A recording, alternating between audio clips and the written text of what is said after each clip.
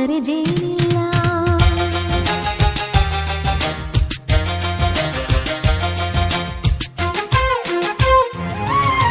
ಜೇನಿನ ಗೂಡು ನಾವೆಲ್ಲ ಬೇರೆಯಾದರೆ ಜೇನಿಲ್ಲ.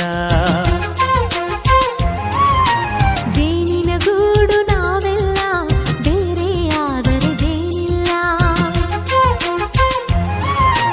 ಮನಗಳು ಸೇರಿದರೆ ತುಂಬಿದ ಮನೆಯಂತೆ. ಮನಗಳು ಸೇರಿದರೆ ತುಂಬಿದ ಮನೆಯಂತೆ.